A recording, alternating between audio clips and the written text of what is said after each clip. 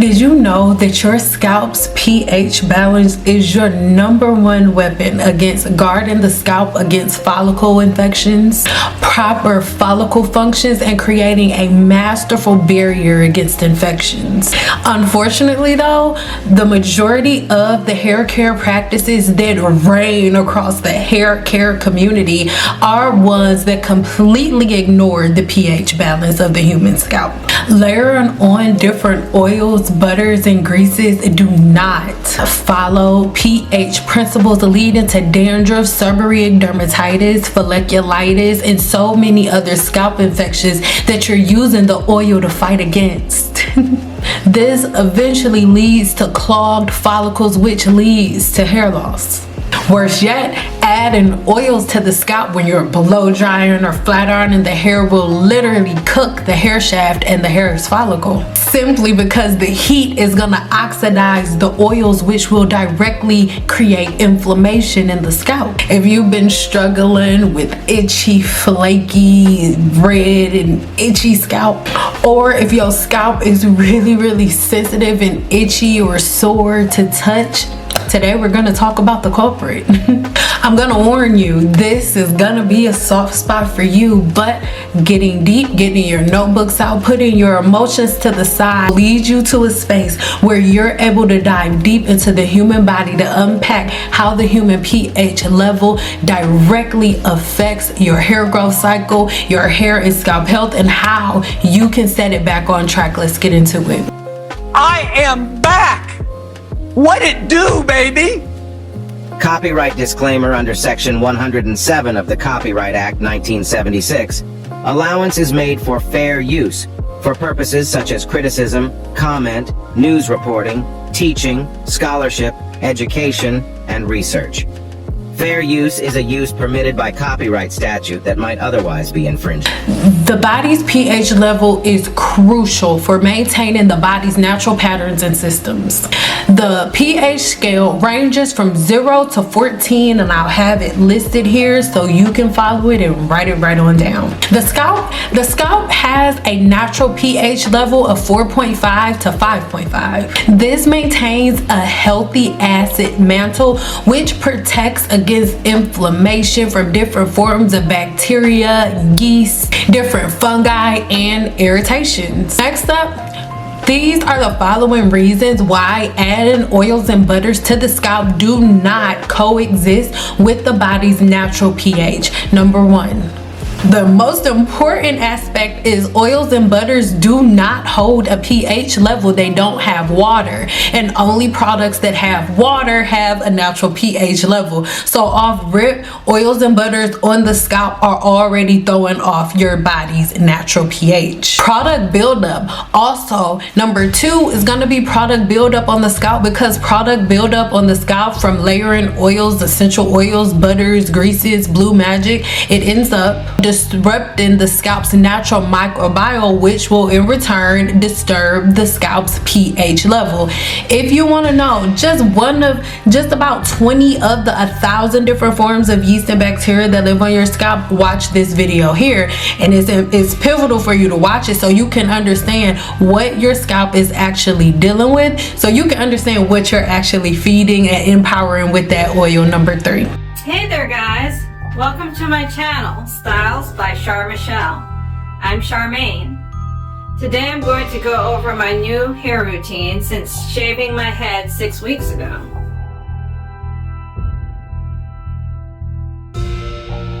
I've struggled with hair loss for years from hair loss. Especially if you have CCCA, these 10 tips should be very helpful. In talking with many people on forums and observing many videos here on YouTube, I've figured out some things that I've been doing that have only been hurting my hair and my hair growth when I thought they were helping, have been hurting my hair growth. So here's what my hair looks like 6 weeks after the last big chop, which I hope will truly be the last big chop. As you can see, it's growing in fairly evenly again, and that's usually the story with cutting my hair when I get started, I usually see fairly even growth for a few months, but then something happens and I have a setback and I start losing the crown area all over again. So we're really going to try hard to avoid that this time around. So here are my 10 tips for caring for your hair. Tip 1. Observe how other cultures care for their hair. Observe how the opposite gender cares for their hair. The men leave their hair alone and their hair seems to thrive. They don't do much to it. And I've noticed that cultures other than my own don't oil and grease and grease and oil and oil and grease and grease and oil and clog their follicles. And they seem to have an easier time gaining length. All the oils that I thought were helping me seem to be hurting me. I noticed that within hours, as soon as I put oils on my scalp, the itching would start. And if I washed my hair and I didn't put oil on my scalp felt great. How come it took me so many years to notice this? I've been struggling with the dread itch for years. Tip number 2, wash your hair regularly. It's really important to Layering oils and different products end up trapping sweat, oil, moisture, bacteria, yeast, and so many other forms of bacteria. So as a result, of course, the natural pH of your scalp is going to automatically drop with oils and butters on the scalp, especially on the hair shaft as well. But I digress, let's keep going. As I'm talking, I need you to always have your notebooks and your pens out so you can do this research for yourself, and not on a blog ran by another team natural expert, but actually search scientific journals. Check the blog post in the description box below where I break down how to search the internet for scientific journals with real information that you can search, because if you just go on the world's internet and you go ahead and type anything in, all that's gonna pop up are blog posts written by the same people who spreaded the misinformation in the first place. So again, if you want to learn how to search the internet for real scientific information, link in the description box. When the pH balance of the human scalp is disrupted, it makes your scalp susceptible to different damage and different conditions like dandruff, seborrheic dermatitis, folliculitis, and so many other bacterial infections and yeast infections of the scalp. But I digress. So basically what you see here now on the screen, she asked me about different issues with inflammation and burning and itching and different things that she was dealing with in the scalp, right? You can read it here for yourself on the screen. And I asked her, okay, the reason that I always ask everybody this question is because I know the answer that I'm going to get. I do this enough to know. So when she told me everything that she was dealing with, which resemble exactly what I'm about to finish telling you guys in this video, I asked her, hey, what are your patterns and routines? What do you do to your hair from shampoo day to shampoo day? And what products and oils and butters do you put on your scalp? And this was the list of oils and butters that she gave me. This is everything I talk about on the channel, and everything that she was saying that her scalp was dealing with was what I'm telling you to avoid. I'm not just randomly saying, oh, don't do this. I'm saying this because I know that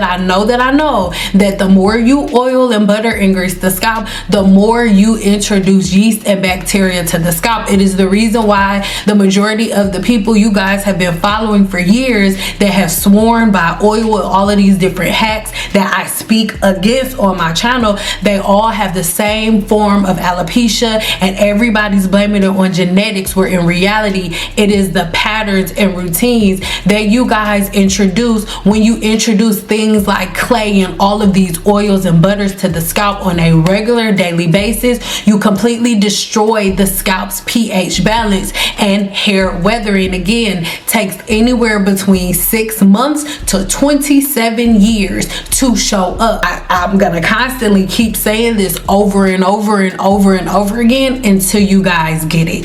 let's keep going. So again, really quick, let's break down a little further exactly how these oils are breaking down the pH level. Again, number one, they don't have water. So something that does not have water in it does not have a pH level, so automatically it's thrown off. Next up, the scalp's natural protective barrier relies on a water-based environment. So with you covering the scalp in oils and butters like this, you make the scalp a waterless environment because the products that you're adding have no water. And again, you create fungal infections because it's a free-for-all now. Next up, let's get even deeper into it. Products that y'all love, that y'all swear by. I just told you that the scalp relies on a water-based environment, right?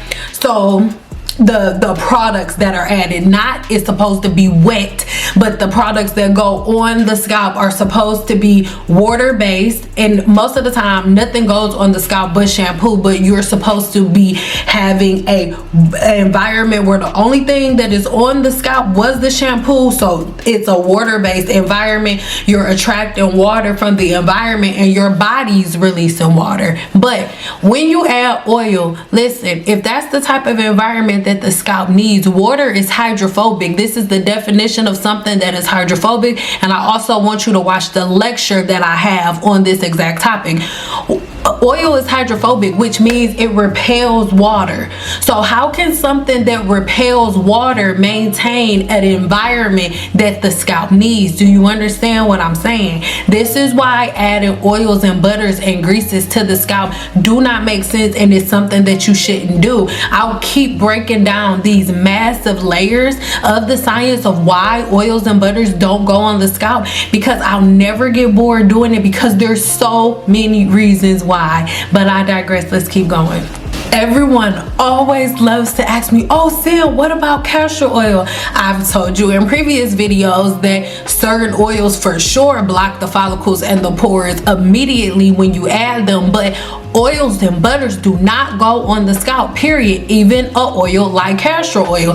Castor oil is an oil that simply does not go on the human scalp. Now, if you are, let's say, about to get a protective style or something like that, and you get your hair blown out, and right before they braid your hair down, they want to put a little bit of like a dime size amount all over your whole head, like mainly your ends before they braid it down. Okay, like, all right, whatever, as long as it's just a small amount so it's not getting on the scalp. But castor oil, even though it's low on the comedogenic scale, it is a very sticky oil. So I already told you what oil does. It's non-hydrophobic, it's blocking that water barrier, all of the things. But on top of that, because castor oil is so sticky, it attracts yeast and bacteria to it, and it increases the microflora that's on the scalp. That is why all of the girls who swore by the castor oil are now coming up with different videos about how their hair is balding and thinning and falling out, and nobody's looking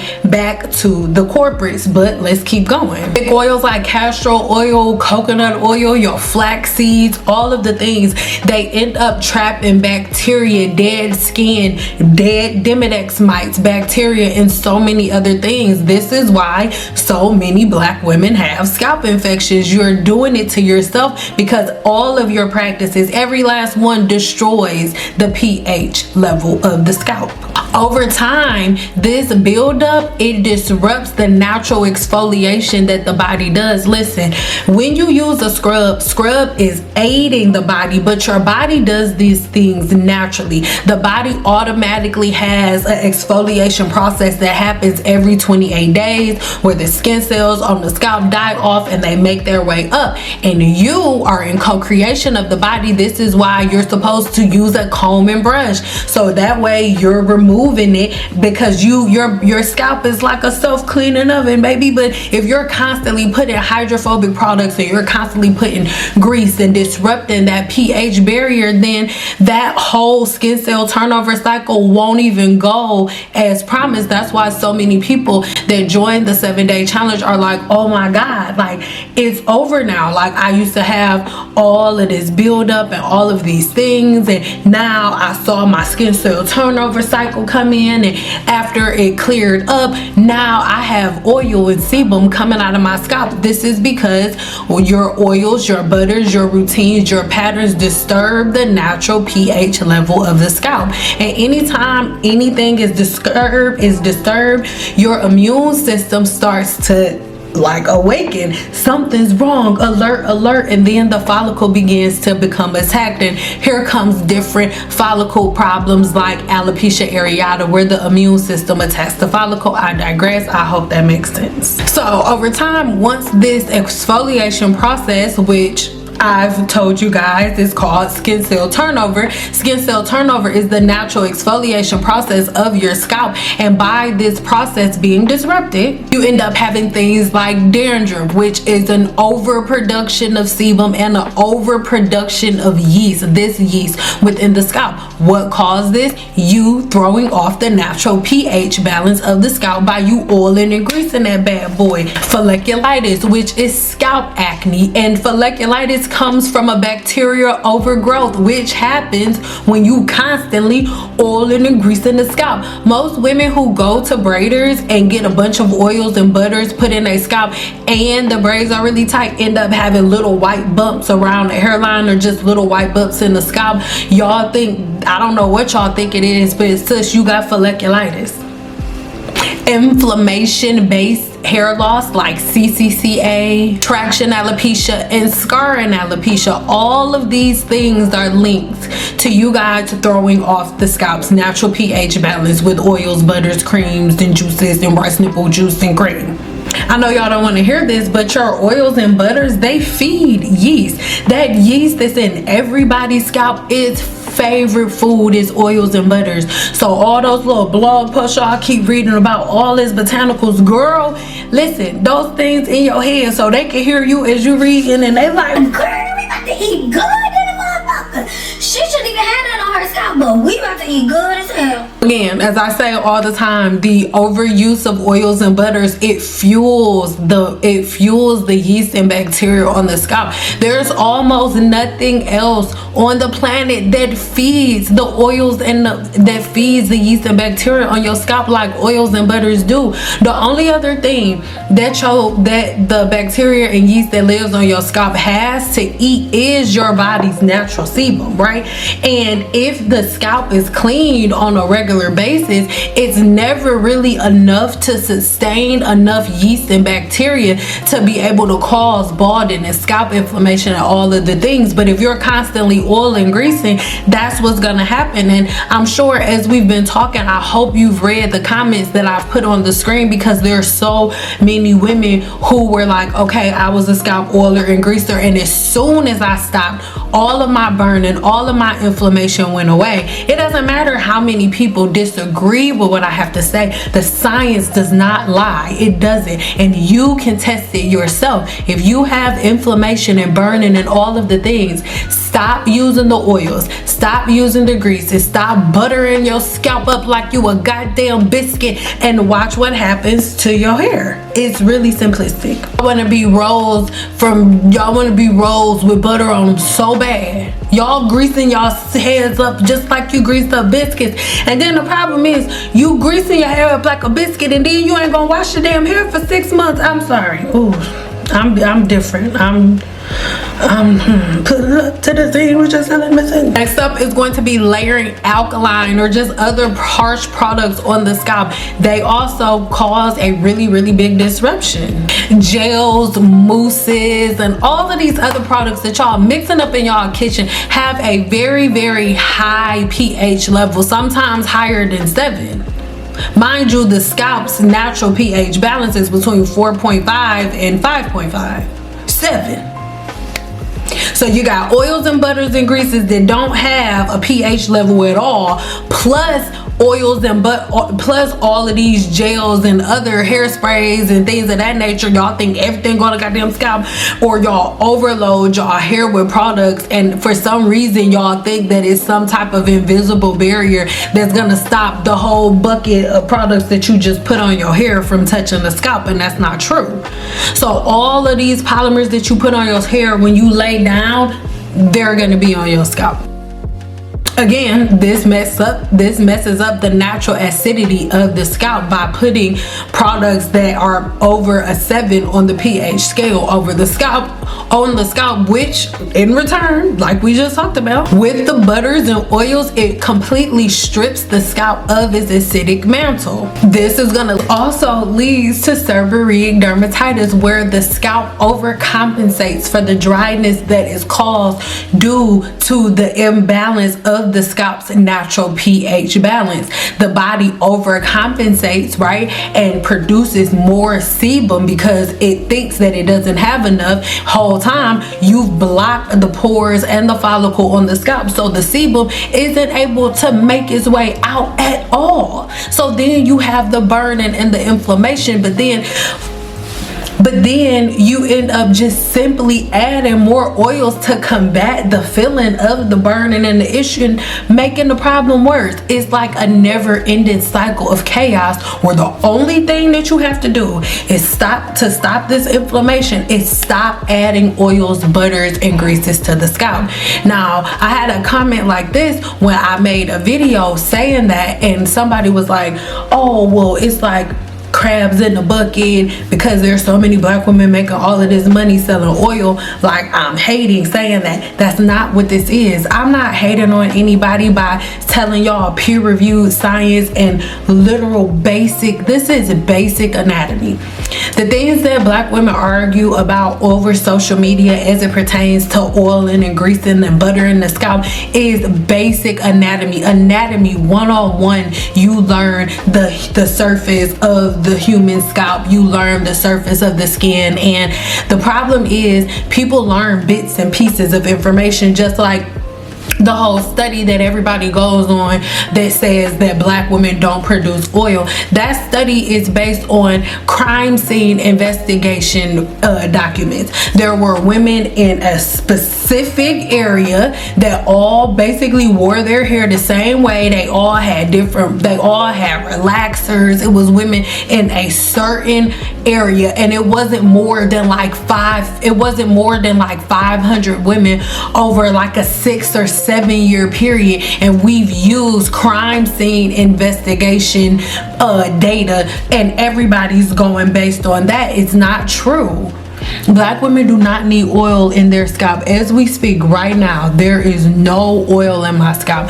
I did this little clip right here just so you can see like how the side of my hair looks and stuff when I switch my parts, so you don't think like I'm hiding anything. But there's no oil in my hair. The shine that you see is coming from my natural sebum. That is it, and that is all. You don't need a whole bunch of oils and butters and greases. And the thing is, most of the people listening to the sound of my voice, you probably think that you really do need that, and it's because your whole life you've been getting your scalp greased, and you've never given your body the opportunity to show you what it can actually do. You've never given your body the opportunity to reset its cycles and show you, hey, if these cycles go like they're supposed to go and they're not disrupted by hydrophobic products that repel water when I need a water soluble environment, then things are going to be different. And these are the things that I need y'all to pay attention to. I keep making videos like this because I keep getting comments like these. And the thing is this: anytime I make a video addressing something, and I know some of you mean well, I'll get people that are like, oh, you should stop feeding into the negativity. It's not feeding into negativity. I'm not feeding into negativity. If that's how you perceive it, then that's just your level of perception. That's not what I'm doing. I make the type of videos that I make because I keep getting comments like this, and when I make the videos that I make, women are able to think for themselves, a light bulb comes on, and they're able to get it done. Now, it doesn't matter if I understand that I'm not for everybody, but I'm here for the people that I am here for. And there was one point in my life where I was like, they have to change. I'm not there anymore. I'm giving you the information. You can do with it what you want to do, but I'm letting you know that when it comes to greasing and buttering oil in the scalp, is not a good idea. You're destroying your scalp's natural pH level. And in this next video, your scalp already produces sebum. It already produces oil that is already pH balanced. It has antibacterial and antimicrobial properties and so many other things. Watch the video linked in the description box below. Oils and butters serve absolutely no purpose, and I know there's going to be somebody's granddaughter that has something to say, but I implore you, not just with me, even if you are watching videos online, if they're telling you that you need oil, if they're telling you you need butters, why don't you ask them in response, okay, well, what is this oil and butter gonna do that the natural oil that's coming out of my scalp can't? And if they can't answer that question, then there's absolutely no reason why you need to slather your hair with butter like you a biscuit all the time. It makes no sense. And if it doesn't make any sense, if it doesn't have a purpose that actually serves you, then why are you doing it? That's just the question. Again, I hope that you guys understand that by you adding oils and hydrophobic products to the scalp, you're disrupting the scalp's natural pH balance, making the scalp more susceptible to outbreaks and damage and inflammation, which again is the reason that most black women have all of these different scalp disorders that I'm about to keep breaking down, girl. Because listen, they're over like 1,000 different, well, yeah, they're over like 1,000 different scalp disorders. Am I gonna get to every last scalp disorder? No. But am I gonna get to most of them? Absolutely. And I'm gonna keep telling y'all to stop putting oil and grease and butter and shit in y'all scalp until y'all stop. So feel how you feel, baby. Make whatever video you need to make, baby. But I mean what I said. Stop putting that goddamn oil in your head. Straight weeks, and how tough will that be physically? We do not care. We use natural products that's going to enhance our hair. We can do a lot with our hair, and I don't know why people think that we can't. You know, we are. Listen, let me spin that. I'm just trying to tell y'all, I am a living proof. I've never ever in my life had such healthy hair by using organic products and leaving my hair alone, and not washing it and stripping it so much, not putting dyes in it and making it bad. You know what I'm saying? Putting natural oils in it and letting it thrive. When I tell you this is a answer to prayer, it is such an answer to prayer. It builds your confidence all the way up through the roof. And people think, I don't know why people think that you have to add, except I didn't add anything to my hair. These are all mine, naturally grown out my scalp. And my hair has been grown by leaps and bounds by this product, and the oils in it has really. This is alopecia. Alopecia. Miss Betty Boo, I use this. This is an alopecia one with the stimulator. Or